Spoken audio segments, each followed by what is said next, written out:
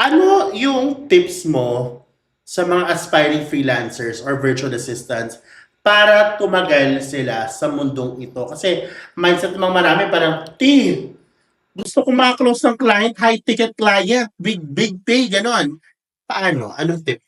Ako siguro, ang tip ko is isipin natin na yung freelancing, it's a delayed gratification eh. Hindi siya, pag nag-start ka, bigla kang yayaman, 6 digits agad. Hindi siya ganon for everyone. So actually, kahit naman sa mga gagaling nating mga friends tulad ni Jam, di ba? Hindi siya nag-start ng 6 digits. But ang lagi kong sinasabi pag nag-give ako ng talk sa mga aspiring SMM is isipin mo na parang personal growth ang freelancing eh. More than the income na growth, yung isusubok talaga niya yung buong pagkatao mo. Correct. Parang marirealize mo na dati ito yung mga pinaniniwalaan mo, tapos maiiba siya. Kasi humble down ka ng freelancing eh. Pag hindi ka nag-work hard for what you want, hindi siya ibibigay sa'yo. So parang balance yung pag-work mo and then yung income mo.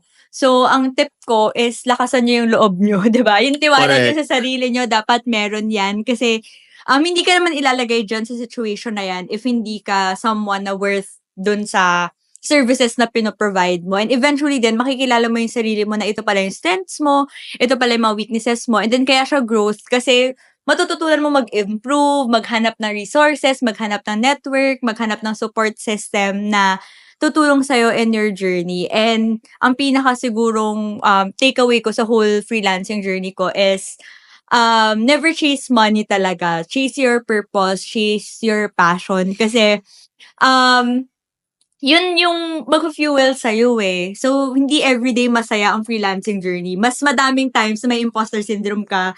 Mas madaming times na feeling mo wala kang client, wala kang pera. Pero eventually, darating yung time mo. Na for me kasi yung 2021 to 2023 ko, hindi yun yung best years ng freelancing journey ko. Masasabi ko yung 2024, doon nagbunga lahat sa Correct. almost 5 years. So, it Correct. takes time and patience. Kaya dapat, kunyari nag-start ka ng freelancing journey mo, a year pa lang yung meron ka, wag mong i-expect na sobrang same ka na ng mga idol mo na makapag-travel ka na malilibre mo yung pamilya mo. Hindi siya ganun. Kasi akala ko dati ganun din. Correct. Pero it takes 2 to 3 years bago mo master yung skills, yung system na i-build mo para sa sarili mo or sa team mo.